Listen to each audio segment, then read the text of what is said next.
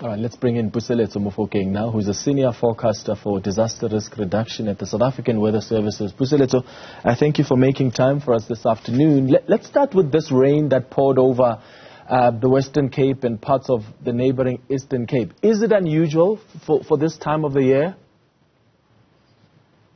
Certainly not. Good afternoon, Clement, and good afternoon to the viewers as well. It is not unusual to have rainfall, heavy and widespread, obviously with incidents of flooding. It's not unusual, especially when there is a cut-off flow, especially the strong cut-off flow. So that is completely not unusual. What may happen, of course, would be that some of these systems are stringing more and more of intense rainfall. So this is a newer trend of systems producing more and more rainfall, but certainly heavy rainfall is not unusual as it is associated with the cut-off flow. Yeah. We've had a number of drier seasons for the last couple of years, but this year it looks like we have had the wettest season in the last 10 years or so. What's been your assessment? Indeed, remember from late December, rather should I say from the early December 2019, we moved from the El Nino directly to La Nina, and that season, La Nina season continued for up to about early this year.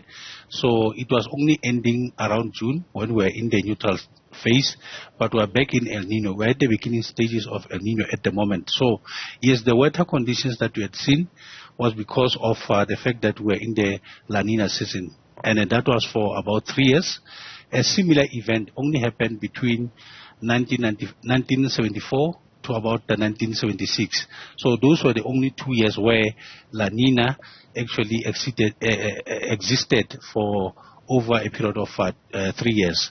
Other than that, other El Nino seasons were either few months or just less than 2 years. Mm-hmm. Are these heavy rains an indication of a serious climate change? I mean, in South Africa, we've been increasingly being hit by these climate disasters. Of course, there's an element of climate change. Of course, I have to declare that I'm not a climatologist, I'm a meteorologist. However, we are actually having a very broad scientific base here at the South African Weather Service. We're also part and parcel of the community of scientists in the country and across the continent and in the world. So we are sharing a lot. So yes, the climate change aspect is actually there. For instance, if you look at what had happened in KwaZulu-Natal, there were a number of scientists across the world that actually sat together to analyze the system as to whether it was having an element of climate change or not. The conclusion that came from there was that there was actually the effect of climate change. How did they get to that conclusion? They did actually run the models to see that it may produce the rainfall that occurred. Now, in other words, judging what the model give versus what the reality is giving. And then from that comparison, you also remove what we call a greenhouse gases from the model.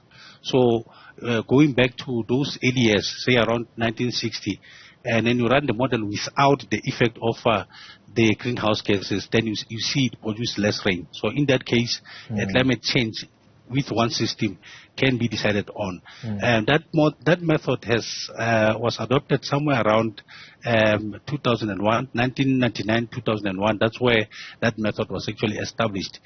It is unfortunate that it is not operational. It is still more something of the university studies.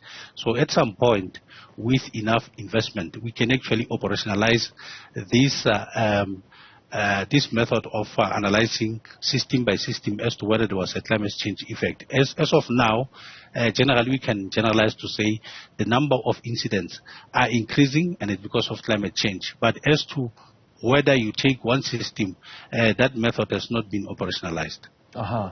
And whenever we see these incidents of flooding, do we have enough warning systems in place, perhaps even early warning and mitigation systems, and are they working from the side of the South African Weather Service? That is a tough call, but I wouldn't want you to compare this with the South African Weather Service. I would want you to just look at it broadly. For instance, if you look at, I just come from India last week. So there they will tell you that if you go to the 90s, you will find that hundreds and hundreds of people were dying, sometimes even thousands, because they have very strong tropical cyclones. But over time, they have adopted a method of removing the people, and the people are actually cooperating. So they remove the people once they see a big system is coming, like a tropical cyclone. And in that case, they are now celebrating the fact that all the tropical cyclones that are actually hitting India for a moment, they are not actually having any death cases. But we're coming back to Africa, you have a different story. There are a number of reasons why you would see people actually die. For instance, a lot of, if you drive just around, you'll see new settlements. And you would see them in wrong places, the places that were not occupied before. And in that case, when there is heavy rain, such people become even more vulnerable. They are already vulnerable, but they become more vulnerable. There are many reasons why some of these events cannot be avoided. For instance, people sometimes refuse to move from the areas when, for example, a big system is coming. But there are obviously cases where some of them would move. In that case, you would avoid death cases. So how's the weather looking at but again, go ahead. But again, let me put it this way. When you talk about preparedness, the climate change messages about the increase of the weather events, extreme weather events, by itself it's a warning. By itself it says let's do something. There's also the element of mitigation that people would talk about from time to time. It's a matter of whether our people are moving along with those sentiments, or it's a matter of just the sentiment that scientists are actually pushing. It's that part of the problem remains with how people respond to such methods.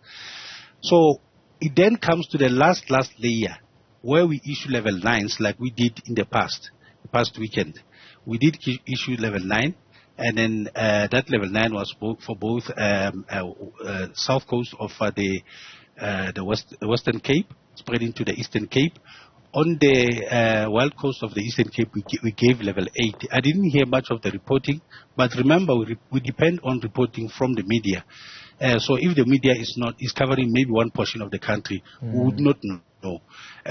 For instance, at the time when there were those storms in the southern half of the country, there was also an issue in the north. For instance, if you look at what happened around Musina, there were about 10 villages, as I heard from the report, that were actually impacted by just a storm that took less than 3 hours. So it was a quick storm.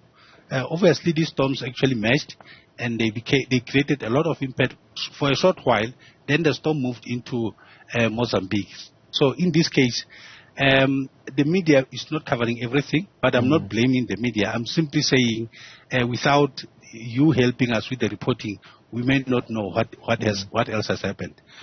But as of the weather this weekend, there is no chance of rainfall for much of the country. We are actually expecting a few bit of isolated showers over the Western Cape at the moment, and those showers are expected to move to the Eastern Cape. More along the south coast, we're expecting a 60%. We haven't issued any warning, except for the strong winds and rough seas along the Cape Southeast coast. That is between Port Elizabeth, or rather Tavega, to about East London. That's where we have given the warning. Other than that, we are going to see the rainfall spreading to KwaZulu-Natal at night. Also along the escarpment of Mpumalanga and Limpopo, but that is this evening. We're going to have rainfall there, and by tomorrow, that rainfall will only be limited along into KwaZulu-Natal and along the escarpment as well. But going to the next week, starting from Monday, we are going to experience clear conditions generally. From Tuesday, with the persistence of the high pressure system, we are going to see obviously some provinces, for instance, Free State, Northern Cape, maybe Eastern Cape as well, including Gauteng, Northwest, we can expect a heat wave. The heat wave will start from around Tuesday and it will go to about Friday. We may actually extend it, but we'll keep monitoring. All right. Puseletso Mofokeng, thank you so much for your time.